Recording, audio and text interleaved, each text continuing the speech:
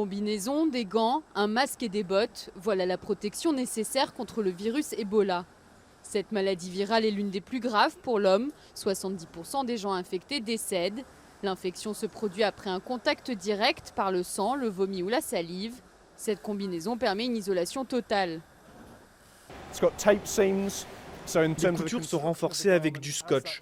Toute la combinaison est découpée et cousue, mais le scotch permet de faire barrière avec le monde extérieur. Et cela empêche tout liquide de traverser le tissu. Il y a des bottes pour protéger les pieds, des gants pour protéger les mains. Il y a une capuche en plus et un masque pour protéger la bouche. Et en plus de cela, nous avons une visière qui couvre tout le visage. Les personnels soignants ont accès à des formations pour apprendre à enfiler et retirer la combinaison en toute sécurité. Il faut 5 minutes pour enfiler le tout et l'idéal est de changer de tenue toutes les 40 minutes. Une fois utilisées, les combinaisons sont incinérées pour éviter tout risque de propagation. Mais le manque de formation et la gestion des cadavres en Afrique est la cause principale de contamination. Dans toutes les cultures, par respect pour les morts, on nettoie et on lave les cadavres. Mais si l'on fait cela avec quelqu'un infecté de l'Ebola, cela représente de très grands risques. Le virus touche également de plus en plus durement les personnels de santé. Plus de 120 en sont morts en Guinée, au Nigeria et en Sierra Leone, sur 240 personnes ayant développé la maladie selon l'Organisation mondiale de la santé. Des personnels soignants ont été touchés en dehors de l'Afrique, comme l'a montré le cas récent de l'infirmière espagnole. Mais là, comme dans tous les autres cas, c'est le non-respect des mesures de précaution qui a entraîné la contamination.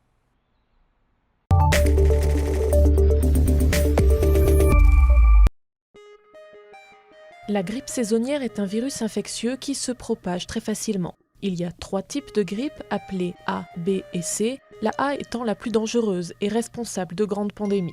Quand une personne infectée tousse, éternue ou parle, elle projette des gouttelettes de salive dans l'air qui exposent les personnes qui les inhalent. Le virus peut également se transmettre par contact physique avec une personne ou des objets infectés. Les symptômes incluent une forte fièvre, des maux de tête, le nez qui coule, une gorge douloureuse, une toux sèche, des douleurs musculaires et une fatigue intense. La plupart des malades guérissent en 1 semaine, mais la grippe peut aussi entraîner des complications graves. Les personnes âgées, les enfants, les femmes enceintes et les malades chroniques sont les plus vulnérables. Le virus atteint son pic en janvier et février, mais est actif d'octobre à mai. Chaque année, entre 250 000 et 500 000 personnes meurent de la grippe dans le monde. Pourtant, de simples gestes comme se laver les mains ou couvrir sa bouche lorsque l'on tousse permettent de contenir sa propagation. Et la vaccination reste le moyen le plus efficace pour s'en protéger. Le Chili est devenu le premier pays d'Amérique latine à cultiver du cannabis à des fins thérapeutiques, les premières graines ayant été mises à germer avant d'être bientôt plantées sur un terrain municipal. Ana Maria Gazmuri, présidente de la Fondation Daya, qui promeut l'usage thérapeutique de la marijuana, s'en est félicitée lors de la cérémonie de lancement de l'initiative. C'est à notre connaissance la première culture médicinale autorisée en Amérique latine. C'est donc un moment historique pour le soulagement de ceux qui souffrent. Et c'est très symbolique. Après la germination des graines, les plants les plus solides seront mis en terre sur un terrain appartenant à la municipalité de la Florida, au sud de Santiago. Le lieu exact n'a pas été communiqué et de fortes mesures de sécurité sont prévues avec une clôture électrique doublée d'une autre clôture de fils barbelés autour du champ en question. La première récolte est attendue pour avril, puis 1 mois plus tard, la distribution gratuite d'une huile d'extrait de cannabis à quelques 200 patients malades de cancer sélectionnés pour le programme. Ces derniers feront l'objet d'une étude clinique pour vérifier les résultats thérapeutiques du traitement. Pour ce projet, la mairie de Florida a obtenu le 8 septembre une autorisation de l'État de cultiver 425 plants uniquement pour un usage médicinal. Cette autorisation a créé la polémique au Chili où la marijuana est encore considérée comme une drogue dure par la législation. Nous avons tous un de nos proches qui est mort du cancer. Nous allons tous avoir un de nos proches qui a un cancer ou nous pourrons avoir un cancer nous-mêmes. Nous espérons que dans quelques années, nous pourrons dire que nous avons établi les fondations pour permettre d'apaiser les personnes qui souffrent.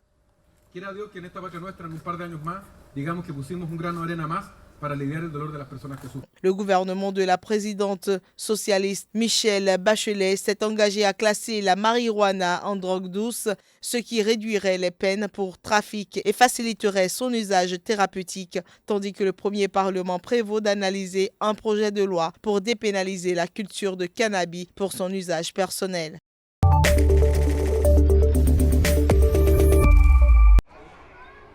Gérard Moss est explorateur.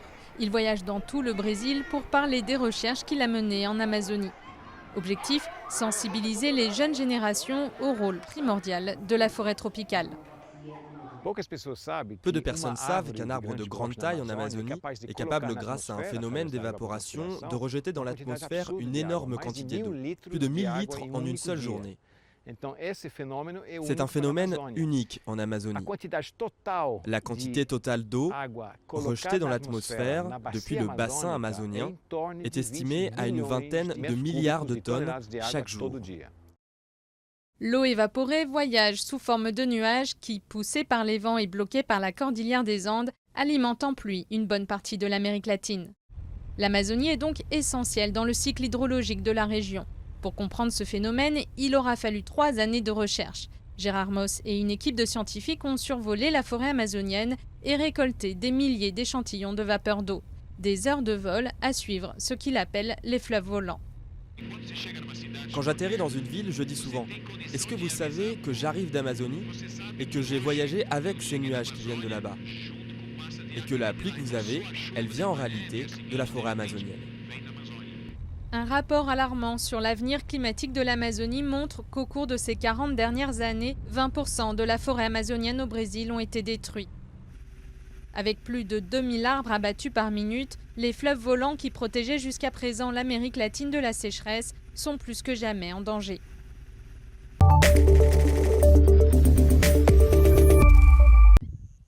Des champs de pommes de terre à perte de vue. Ici, à Timbi Madina, dans le centre de la Guinée, la patate est au cœur de l'économie locale. Mais l'épidémie d'Ebola a tout bouleversé. La fermeture des frontières avec les pays voisins empêche l'exportation des produits agricoles. Rien n'est envisagé pour l'ouverture des frontières. Et le marché intérieur n'est pas porteur, c'est le blocage partout. Donc jusqu'à quand on va stocker les produits au niveau de la plateforme et pour les vendre à quel prix dans l'avenir? Cette pomme de terre, appelée la belle de Guinée, a vu son prix s'effondrer depuis la propagation du virus Ebola dans le pays. Vendue en moyenne 50 centimes d'euros le kilo, la belle de Guinée ne vaut plus que 15 centimes. Un effondrement des cours qui sème le doute dans le secteur, contraignant certains producteurs à retarder la récolte. Les gens sont en train de... Ils traînent le pas encore pour la récolte. C'est ça aussi, sinon parfois vous pouvez venir ici, il n'y a même pas où rester ou s'asseoir. C'est plein de pommes de terre. Sur les marchés, même inquiétude, les commerçants perdent toute confiance en l'avenir. Ebola est une crise sanitaire mondiale, mais c'est aussi une crise économique. Le coût de production de la pomme de terre c'est un peu élevé. Bon, on prend des crédits un peu partout. Si on perd tout ça, presque, c'est l'espoir qui est perdu. On a perdu beaucoup. Ça fait presque maintenant 4 mois comme ça, on fait courir inutile. On ne gagne pas maintenant. L'épidémie de fièvre Ebola a touché près de 14 000 personnes depuis le début de l'année, dont 5 000 sont mortes. La Banque mondiale a déjà débloqué un don de 31 millions de dollars au pays, une aide qui pourrait relancer la belle de Guinée.